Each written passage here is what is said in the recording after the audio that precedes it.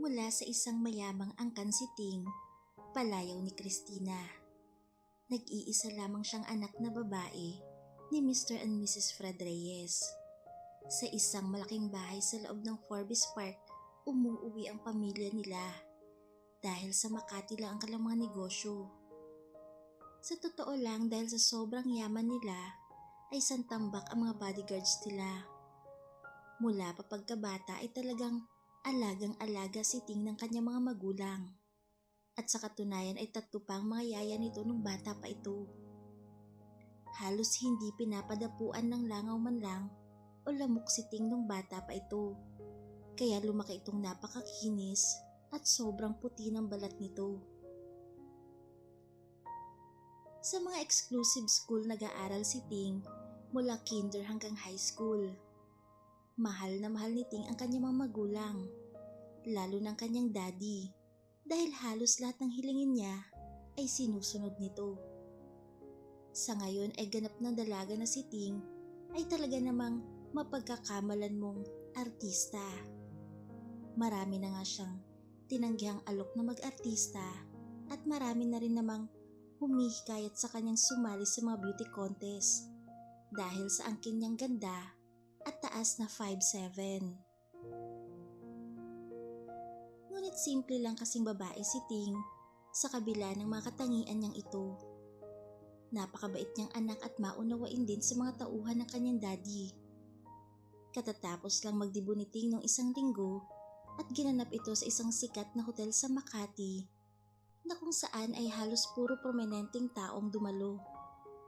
Ngunit isang araw ay laking mangha ni Ting nang biglang tumunog ang kanyang cellphone at sinagot ang tawag dito. Nasa panganib daw ang kanyang daddy at tinangay ito ng masasamang loob. Sinabi din ng nakausap niya sa cellphone na huwag ipagbigay alam sa mga pulis ito, kung hindi ay hindi na niya makikita pang buhay ang daddy niya. Ngunit nagtataka siya dahil walang hinihinging ransom ang may kagagawa nito. Tangi lamang bilin ay pumunta siyang mag-isa sa isang lugar na ibinigay sa kanya sa lalong madaling panahon. Takot man ay wala siyang magawa, lalo na nang kumpirmahin ng kanyang mami ang pagkawala ng kanyang daddy.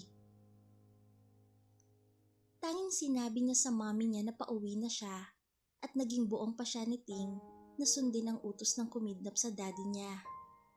Pero bago siya tumuloy, ay hiniling niyang marinig man lang ang tinig ng kanyang ama sa cellphone upang lalo siyang makatiyak na siya namang pinaunlakan ng kausap niya.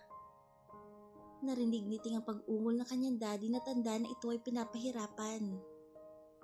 Ilang saglit pa ay patungo na sa Laguna si Ting, dala niya ang kanyang sasakyan na kung saan ay nagawa niyang malusutan ang mga bodyguards niya. Ilang oras lang ay dumating na siya sa lugar kung saan sinabi sa kanyang pumunta.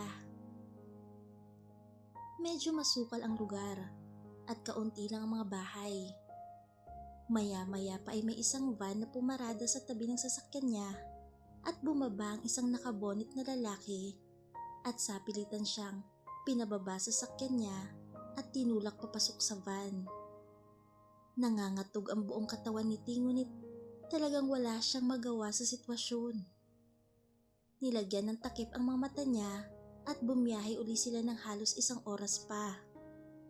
Halos 10 na ng gabi nang dumating sila sa isang abandonadong bahay na nasa gitna ng isang bukid. Nang pinatanggal na ng lalaki ang takip sa mata ni Ting, ay nakita niya ang kanyang daddy na nakatali sa isang poste at may nagbabantay pang 2 lalaking nakabonit din. Walang inaksayang panahon ang 2 lalaki at itinaling nakahiga si Ting sa isang nakahandang kama. Magkahiwalay ang 2 kamay ni Ting at magkalayo ang 2 hitang tinali nilang mahigpit. Iyak na ng iyak si Ting sa sandaling iyon at halos magwala sa pagkakatali ang daddy niya na nakabusal ang mabibig.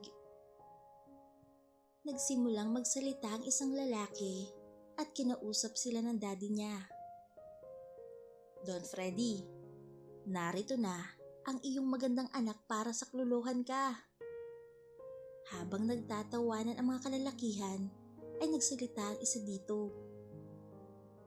Sa totoo lang, hindi nyo alam kung gaano kasakit ang ginawa sa buhay namin ng iyong ama. Napakawalang hiya mo. Ang sigaw pa ng isang lalaking kasamahan nito.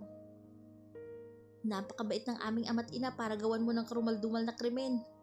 At dinamay mo pa, pati ang kapatid naming babae.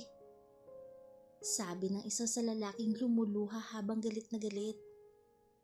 Sa puntong iyon ay sabay-sabay tinanggal ng tatlo ang kanilang maskara at tumambad ang pagkakilanlan nila. At tinanggal din nila pansamantala ang busal sa bibig ni Don Freddy. Ha? Kayo bang mga anak ni Dos Santos? Ang tanong ni Don Freddy. Patawarin niyo ako. Nais ko lang talagang takutin ang ama niyo upang ibenta niya sa akin ang bahagi ng kanyang parte sa kumpanyang kakumpetensya ko. Ngunit nang magtungo sa bahay niyong aking mga tauhan, ay nadatnan lang nilang inyong mga magulang at ang kapatid niyong dalaga. Tuluyang nagka-interes sa mga tauhan ko kung saan ay lango lahat sila sa droga. Hindi makapaniwala si Ting sa mga narinig niya sa bibig ng kanyang ama at parang pinagsakluban siya ng langit at lupa sa nalaman niya. Walang awang pinagsawaan ng lahat ng tauhan niyo ang aming kapatid at nang magtangkang sumaklolo ang mga magulang namin ay tig-isang bala sa sentidong sinalubong nila sa aming magulang. Wika ni Arnold na pinakapanganay sa magkakapatid. Si Carlo ang sumunod sa tatlo at isang malakas na suntok sa sikmura ang pinakawalan nito kay Don Freddy. Para yan kay Ann, na aming kapatid, na pinatay din ng mga tauhan mo pagkatapos nilang babuyin. Si Jojo na siyang pinakabunso at halos kasing edad ni Ting ang huling nagsalita. Ngayon Don Freddy, palalasap din namin sa'yo ang hapdi at sakit na aming dinana sa kahayupan mo. Hindi na umimik si Ting ng mga sandaling iyon. Bagkus ay parang galit siya sa ama niya at tuluyang nawala ang respeto nito sa huli. Sa ngayon ay parang mas nauunawaan pa niya ang damdamin ng tatlo. Di na niya namalayan na sinisimulan ng tanggalin ni Arnold ang mga butones na kanyang blouse. Muling binusalan ng magkakapatid ang bibig ni Don Freddy at sinabihan nila itong manood sa gagawin lang tatlo kay Ting. Tinungo din ni Carlo ang kama kung saan nakagapos si Ting at naglabas ng gunting at ginupit ang paldang suot ni Ting. Sinunod naman ni Arnold na kalagin ang mga tali sa kamay ni Ting para tuluyang maalis nila ang blouse nito. Si Jojo na ang humawak sa magkabilang kamay ni Ting at si Carlo nang humawak sa magkabilang paa nito. Hindi malaman ni Ting kung ano ang gagawin niya dahil alam niya sa mga sandaling iyon ang kapahamakang sasapitin niya sa kamay ng tatlong magkakapatid na nais makaganti sa daddy niya. Tanging luha na lamang at pag-iyak ang naipakita niyang pagtutol dahil talagang di na siya makagalaw at tuluyan ng nakatambad ang buong-buong niyang sariwang katawan. Halos parang asong bulol na si Don Freddy sa kapipigla sa kanyang mahigpit na pagkakatali habang kitang-kita niya sa dalawa niyang mga mata kung paano damasin ni Carlo ang tayong-tayong mga suso ng kanyang anak. Naging mapanghas si Arnold na unti-unting pasukin niya ng hintuturo ang pinakasentro ni Ting. Sa utak ni Ting ay tanging bangungot lang ang nangyayari sa kanya, ngunit sa puso niya ay parang nararamdaman niya ang sinapit ng kapatid ng tatlong nagpapasasa na rin sa napakamura niyang katawan. At ito lang ang paraan para magkaroon ng hustisya ang nangyari sa pamilya ng mga ito. Pero bakit ako pa ang kailangan magbayad sa kademonyuhan ng kanyang daddy na minsan niyang minahal ng labis? Muling nasulyapan ni Ting ang kanyang ama na patuloy pa rin nagpupumilit makawala sa pagkakatali at napansin niya rin na lumuluha ito. Alam ni Ting na papatayin din sila ng kanyang ama pagkatapos na pagsawaan siya ng mga ito. Ramdam na ramdam ni Ting ang dahan-dahang pagpasok ng daliri ni Arnold. Sa sandaling iyon ay dalawang bagay ang nararamdaman ni Ting. Ang hirap at sakit na dulot ng puwersang pagmolestya sa kanya at ang kaunting kiliti na dulot ng ginagawa ni Arnold. Para kay Ting, hindi niya rin maipaliwanag sa sarili ang sensasyon na dulot nito, gayong labag sa loob niyang nangyayari. "Mga tol," sabi ni Arnold na itinigil pansamantalang ginagawa niya. "May naisip akong magandang idea sa mag-amang to." Muli nilang itinali si Ting at sandaling nag-usap-usap. Ilang sandali pa ay muli na namang sinapak ni Carlo si Don Freddy at tinanggal ang busal. Galit na galit si Mang Freddy. "Huwag niyong idamay ang anak ko. Walang kinalaman yan. Ako na lang ang gantihan niyo." "Baliw, talagang papatayin ka rin namin, pati ang maganda mong anak," sabi ni Arnold. "Parang awa niyo na. Huwag niyo na sana galawin ang buhay namin. Baka di makayanan ng mami ni Ting kung mawawala kami sa buhay niya," pakiusap ni Don Freddy. "Sira ulo ka pala eh," patawang sabi ni Jojo. "Naawa ka ba sa mga magulang namin nung pinapatay mo sila?" Giit ni Arnold. "Huwag kayong mag-alala dahil may kondisyon kaming ipagagawa sa'yo at kung sakaling magawa mo ay di na namin kayo papatayin. Kahit magkanoon man ang hilingin nyo, pangakong tutuparin ko," ang medyo nabigyang pag-asang pahayag ni Don Freddy. Sabay-sabay nagtawanan ang tatlong magkakapatid sa sinabing iyon ni Don Freddy. Samantalang si Ting naman ay parang tulala na lamang sa pagkakatali at patang-pata sa sinapit. Bakas sa bawat bahagi ng kanyang napakakinis na katawan ang mga kamay ng tatlo, lalo na sa parting mga suso nito. Kapuna-puna rin na parang may kaunting bahid ng dugo ang puwerta nito, dala marahil sa ginawa ni Arnold sa kanya. Kinalagan ng tatlo si Don Freddy at inutusang maghubad ng lahat nitong damit. Nagtataka man ay parang tau-tauhang sinunod nito ang tatlo. Armado kasi si Carlo ng kalibre 45 at si Jojo naman ay may balisong na laging nakatutok kay Don Freddy. Nang tuluyang wala ng suot si Don Freddy, ay dinibdiban ito at tinadyakan ng malakas ni Arnold. Nang makatayo na si Don Freddy, ay kinaladkad ito at pinahiga sa tabi ng nakabuyangyang nakagandahan ng kanyang anak. Bahagyang sinulyapan ni Don Freddy si Ting at pabulong na humingi ng tawad dito.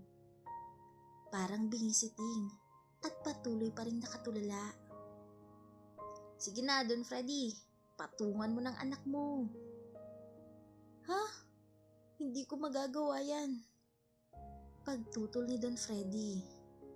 Agad namang itinutok ni Jojo sa sentido ni Ting ang baril at kaagad na ikinasa ito. "Gusto mo atang mapabilis at mauna pa tong anak mo sa'yo eh. Bibilangan ka namin ng 3. 1, 2, Labag man sa kalooban ng Don ay pumatong siya sa kanyang pinakamamahal na anak. Pumikit na lamang si Ting at iniyak na lamang ang kasalukuyang nangyayari. Halos umabot pa ng 10 minuto ang pangangabayo ni Don Freddy. Nakuha pang humalik ni Don Freddy kay Ting at sabay sabi ng, "I'm sorry anak, wala na akong choice eh." Isang malakas na sampal lamang sa pisngi ng kanyang daddy ang kanyang tinugon. At agad itong bumangon at hinanap ang kanyang mga damit upang magbihis bago umupo sa isang sulok at umiyak na lang ng umiyak. Nagsigawan at nagpalakpakan naman ang magkakapatid. Para sa kanila ay isang kaganapan sa paghiganti nila ang naganap. Akala ni Ting ay tapos na ang kalbaryo niya. Ngunit pinagpasapasahan din siya ng magkakapatid hanggang sa mapagod ito at mawala na lang ng malay tao. Umaga na nang muling pagbalikan ng malay tao si Ting at nagulat na lamang siya nang makita niya na nakabihis na siya at napansin niya rin ang kanyang ama na bihis na rin at hinihintay na lamang na magkamalay din siya habang nagdadrive na pauwi sakay ng kotse niyang inabandona nila kagabi. Hindi na muna kita ginising anak. Alam kong napakahirap ng dinanas mo at pati ako ay naging bahagi ng kalbaryo mo. Mga hayop na yun talaga. Pagbabayarin natin sila. Halos araw-araw na nagpapasasa si Don Freddy sa kanyang anak. Para kay Ting tinanggap na lamang niya itong tadhana niya. Hindi niya maipaliwanag sa sarili niya kung bakit parang gusto na rin niyang nangyayari sa kanila ng daddy niya. Kung minsan kasi ay hindi na niya alam kung anong itatawag niya sa kanyang ama, lalo na kung nasa kainitan na. Tanggap na niya marahil na sira na talagang kanyang buhay at ito marahil ang kanyang kapalaran. Ngunit lahat ng bagay ay may katapusan. Isang gabi ay may natanggap ang mami ni Ting na package mula sa ibang bansa. Galing lamang ito sa ballroom dancing at napansin niyang napakatahimik ng kanilang bahay. Medyo napaaga siya ng uwi dahil sumakit ang mga hita nito. Agad niyang binuksan ang package at may nakalakip na CD dito. May nakasulat na Gante ng Pag-ibig. Sa pag-aakalang isang pelikulang Pilipino ang laman nito, ay agad niyang isinalang ito sa player nila. Halos mahulog sa kinauupuan nito ang Donya nang masaksihan niyang dalawang tao sa palabas. Medyo malabo ang mata ng Donya kaya isinuot niya ang kanyang salamin. At halos himatayin siya nang makita niyang si Ting ang babaeng nasa palabas na nakapatong sa isang lalaki. At di nagtagal ay naaninag niya ang lalaki na halos tumitirik pang mata sa sarap na walang iba kundi ang kanyang asawa. Lihim palang kinunan ng video ng magkakapatid ang lahat ng kaganapan nung araw nang sila'y binihag. Parang masusuka at medyo nahihirapan ng huminga ang Donya, kaya madali niyang tinungo ang kanyang silid. Subalit tuluyan na itong inatake sa puso nang masaksihan at mahuli pa niya lalo sa akto ang mag-ama.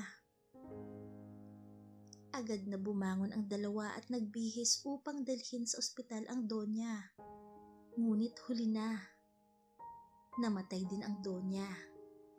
Labis-labis na pagsisisi ang ginawa ng mag-ama. Subalit huli na. Patay na ang kanilang iniingatang huwag makaalam ng kanilang sikreto. Higit pa doon ang nangyari nang malaman ng Don na lahat pala ng kanyang mga kaibigan, kamag-anak at mga empleyado ay may kopya din ng CD na lihim na inirecord ng magkakapatid. Hindi na nakayanan ng Don ang labis na kahiyan, kaya't humantong ito sa pagkitil niya sa sarili niyang buhay sa pamamagitan ng pagbaril sa sintido. Samantalang si Ting naman ay nasiraan ng bait at nang huli itong makita ay nasa isang abandonadong building at wala ng suot, tanda na muli na naman itong napagsamantalahan at sa ngayon ay nagdadalang tao pa. Nabalitaan ng magkakapatid ang nangyari sa pamilya at kahit paano ay may awa pa rin ang mga itong nadama, lalo na kay Ting.